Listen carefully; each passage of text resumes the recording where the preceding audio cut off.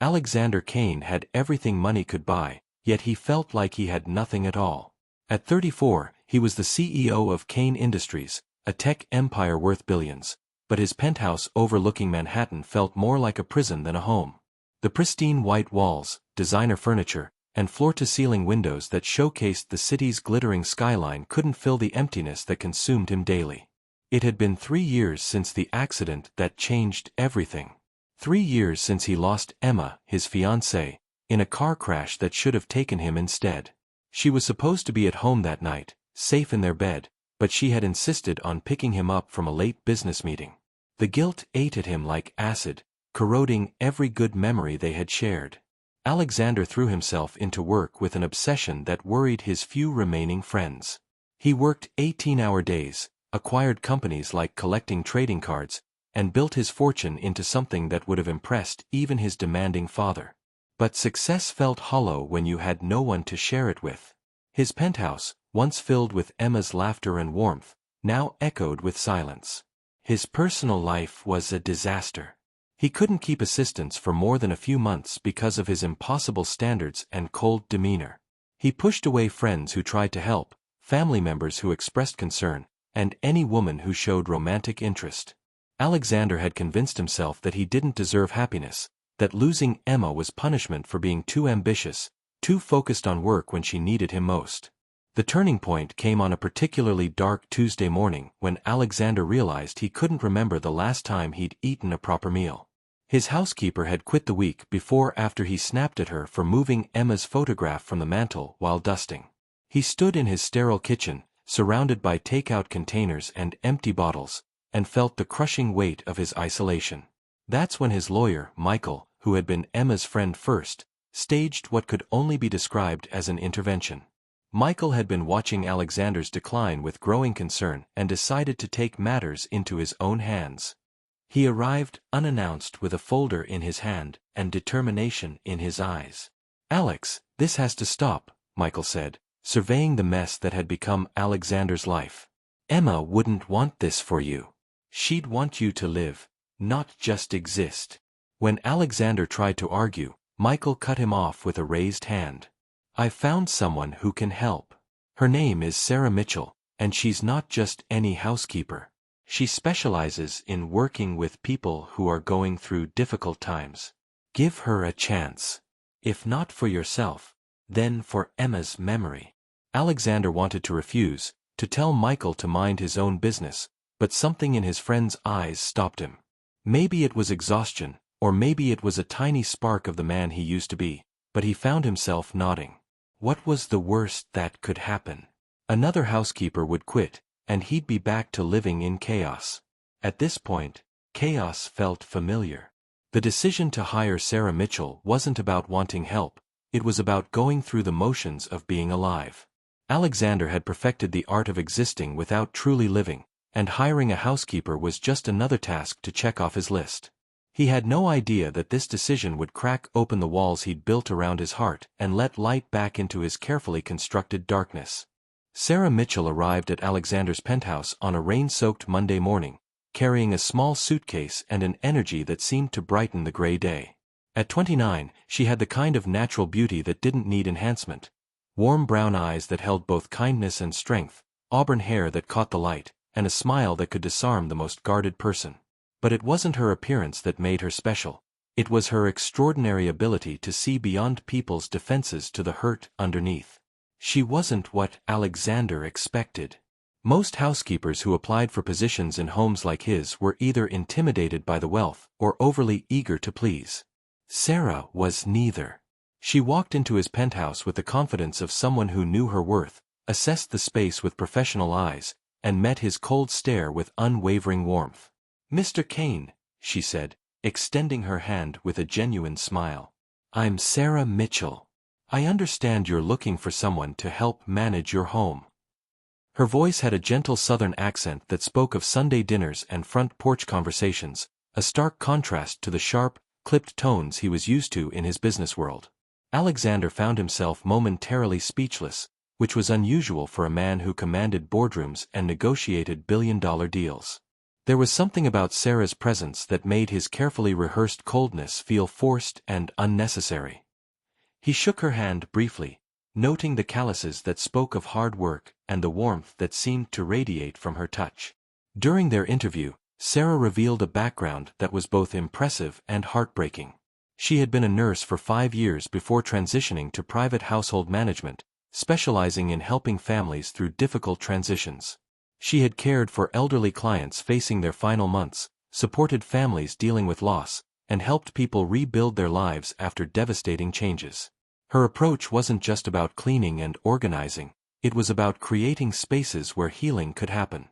"I lost my husband 2 years ago," Sarah shared when Alexander asked why she left nursing. Her voice remained steady, but he caught the brief flicker of pain in her eyes. "He was deployed overseas, and I learned that grief can either destroy you or teach you how precious life really is. I chose to use my experience to help others who are struggling to find their way back to living." This revelation caught Alexander off guard. He had expected to hire someone who would simply clean his space and stay out of his way. Instead, he found himself facing a woman who understood loss intimately and wasn't afraid to acknowledge it. Most people tiptoed around his grief, afraid to mention Emma or the obvious signs of his depression. Sarah's honesty was both refreshing and terrifying. What sealed the deal was Sarah's reaction to Emma's photograph. While other potential housekeepers either ignored it completely or offered awkward condolences, Sarah paused in front of the mantel where Emma's picture sat and said simply, "She was beautiful. You can see the love in both your eyes." There was no pity in her voice, no uncomfortable shifting or changing of subject. Just acknowledgement and respect. Sarah's first day revealed her unique approach to the job. While she did clean and organize with an efficiency that impressed even Alexander's perfectionist standards, she also did something no previous housekeeper had dared. She talked to him. Not about business or weather, but about real things. She shared stories about her clients, asked thoughtful questions about his preferences, and somehow managed to fill the oppressive silence of his penthouse with something that almost felt like warmth. She didn't try to remove Emma's pictures or pack away her belongings like others had suggested. Instead, she treated Emma's memory with respect, carefully dusting her photograph and gently straightening the flowers Alexander sometimes left beside it. This simple act of reverence for his loss told him everything he needed to know about Sarah's character. By the end of her first week, Alexander realized that Sarah wasn't just managing his household, she was quietly managing his life. She ensured he ate regular meals, left vitamins by his coffee maker, and somehow always knew when he needed space versus when he needed gentle company. She had an intuitive understanding of grief that couldn't be taught, only lived. The transformation didn't happen overnight, but rather in small, almost imperceptible moments that accumulated like snowflakes, eventually creating an avalanche of change. Sarah had been working for Alexander for 3 weeks when she made her first real breakthrough in penetrating his emotional fortress. It started with something as simple as homemade soup. Alexander came home from a particularly brutal day of meetings to find his penthouse filled with the aroma of something that smelled like comfort itself. Sarah was in the kitchen, stirring a pot with the same care she applied to everything she did. "You looked tired this morning," she said without turning around. "My grandmother always said that chicken soup could cure anything except a broken heart, but it could at least make you strong enough to start healing one." He wanted to retreat to his office, to maintain the professional distance he'd established with everyone in his life, but something about the scene stopped him. Maybe it was the way the kitchen felt alive for the first time in years, or maybe it was the realization that someone had noticed his pain and cared enough to do something about it. Instead of leaving, he found himself sitting at the kitchen island, watching Sarah work. "Tell me about her," Sarah said quietly as she ladled soup into a bowl. It wasn't a demand or therapy speak, it was a genuine invitation from someone who understood that sometimes the only way through grief is to honor it by sharing it. Alexander's first instinct was to shut down, to give the standard response he'd perfected over 3 years. But Sarah's gentle persistence and genuine interest slowly broke down his resistance. He started talking about Emma, not about the accident or the guilt, but about who she was. He told Sarah about Emma's infectious laugh, her terrible cooking, and her habit of leaving sticky notes with silly jokes in his briefcase. As the weeks passed, these evening conversations became a routine that Alexander found himself looking forward to despite himself. Sarah never pushed, never tried to fix him or offer empty platitudes. She simply listened with the kind of attention that made him feel heard for the first time in years. In return, she shared stories about her husband David, about their dreams of starting a family, and about learning to live with the constant ache of missing someone who was never coming back. The breakthrough came during a particularly difficult day. Alexander returned home to find Sarah in the living room, not cleaning or organizing, but sitting on the couch looking at photo albums she'd found while organizing a closet. Emma's photo albums.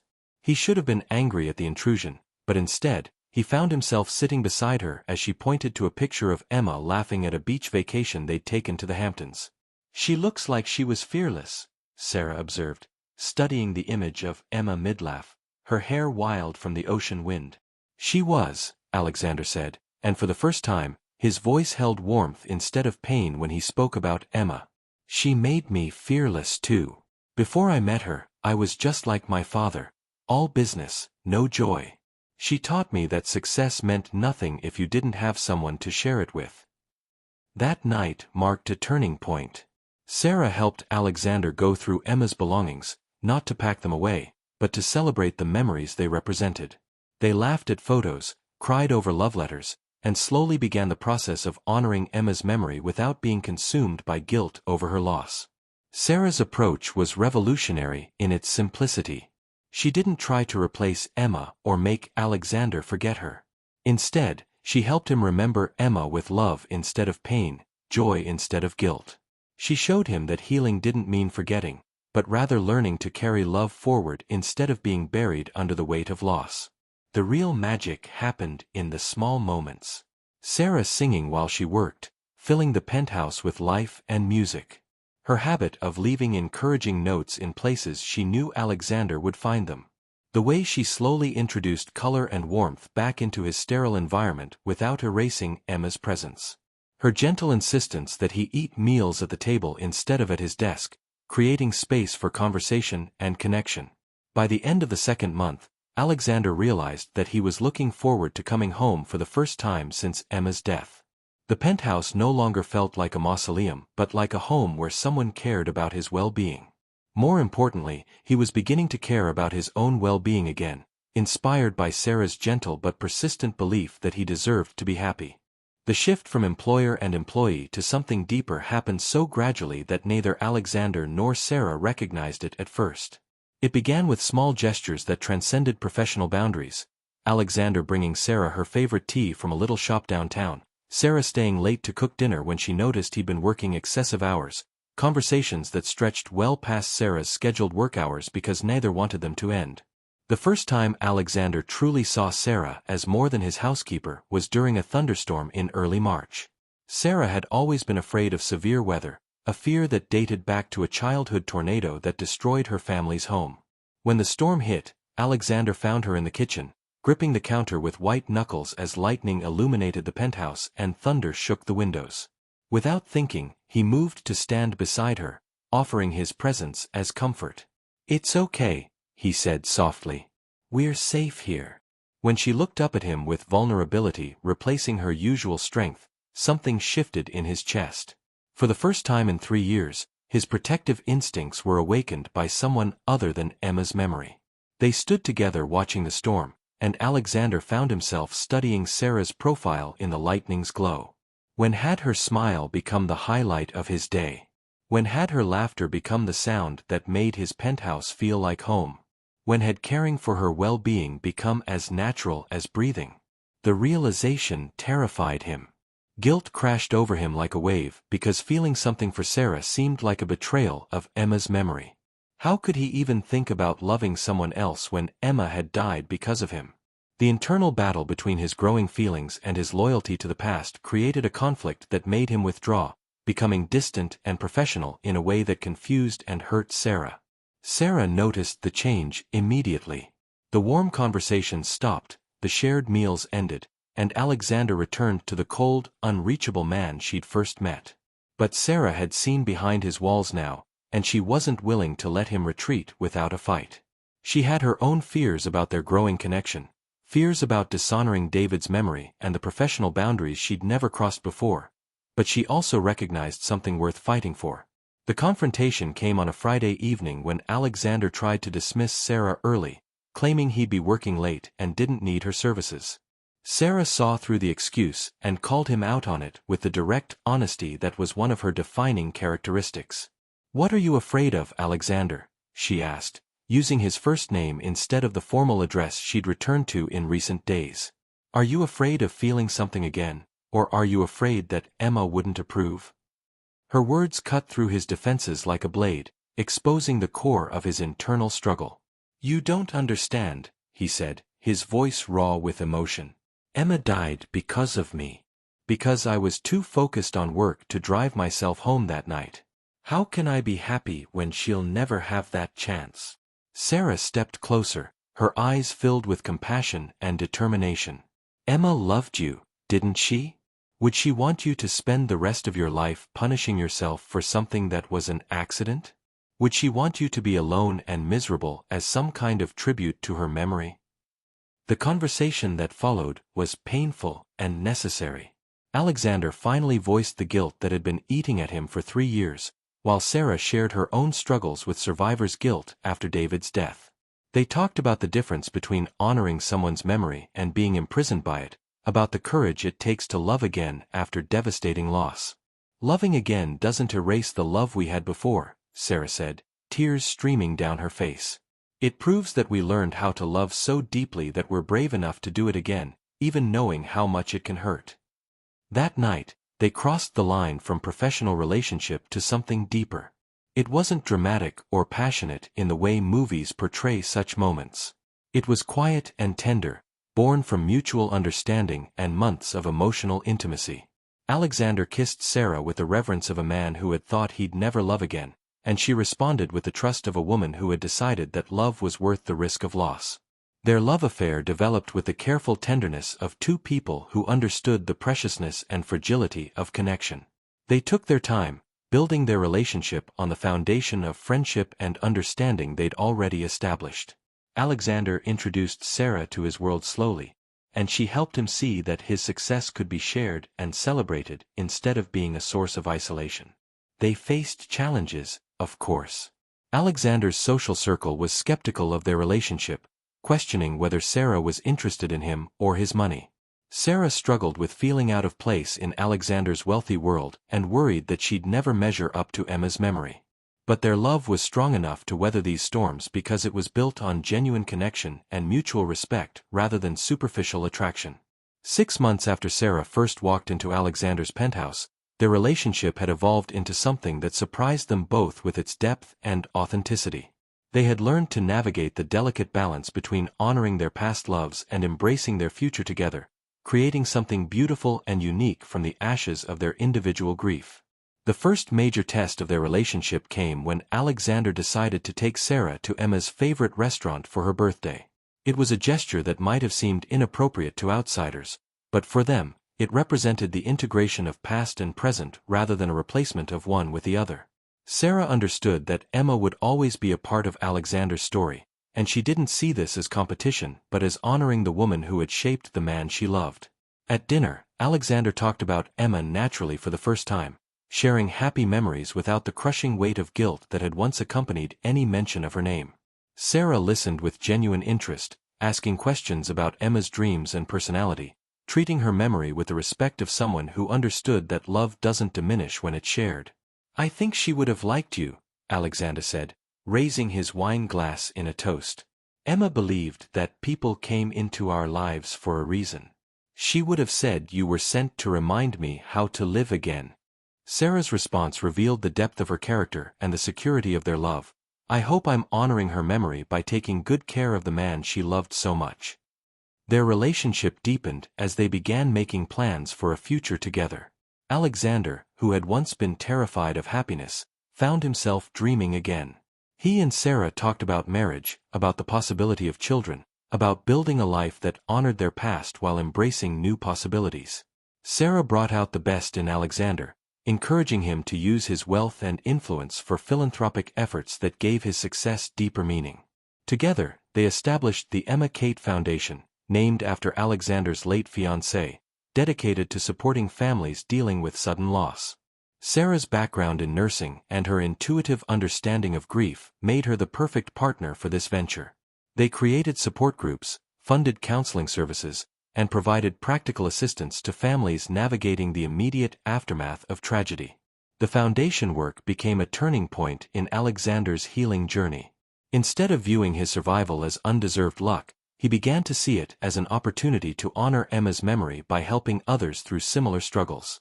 Sarah helped him understand that his business success, when used purposefully, could be a force for healing rather than just personal achievement. Their personal relationship continued to flourish as they learned to balance their individual healing with their commitment to each other. They established traditions that were uniquely theirs while maintaining respect for their previous relationships. They visited David's grave together on his birthday, with Alexander offering support the way Sarah had supported him through his grief. They kept Emma's photograph in their home, and Sarah would sometimes leave flowers beside it, a gesture that spoke to her generous heart and secure love. The proposal came on the anniversary of their first meeting, in the kitchen where Sarah had first offered Alexander homemade soup and genuine care. It wasn't elaborate or public, it was intimate and perfect, reflecting the quiet strength of their relationship. Alexander proposed with a ring that incorporated stones from both Emma's engagement ring and David's wedding band, symbolizing their commitment to carrying love forward rather than leaving it behind. Their wedding was small and meaningful, attended by the people who had supported them through their darkest times and celebrated their return to light. Michael, Alexander's lawyer and friend, served as best man, while Sarah's sister, who had never given up hope that Sarah would find love again, stood as maid of honor. They exchanged vows that acknowledged their journey through grief and their commitment to building a future based on the lessons love and loss had taught them. In his vows, Alexander said, "Sarah, you didn't just heal my heart, you taught me that a heart can expand to hold more love than I ever imagined. You showed me that honoring Emma's memory doesn't mean living in the past, but rather carrying the capacity for love she awakened in me into our future together." Sarah's vows were equally moving. "Alexander, you taught me that love isn't something we get just once in a lifetime. It's something we can choose again and again, each time with more wisdom and deeper appreciation for its gift. Thank you for choosing love with me." As they began their married life together, Alexander and Sarah represented something powerful and hopeful. The possibility of healing from devastating loss, the courage to love again despite the risk of pain, and the wisdom to honor the past while embracing the future. They had learned that true healing doesn't mean forgetting or replacing what we've lost, but rather integrating our experiences of love and loss into a larger story of resilience and hope.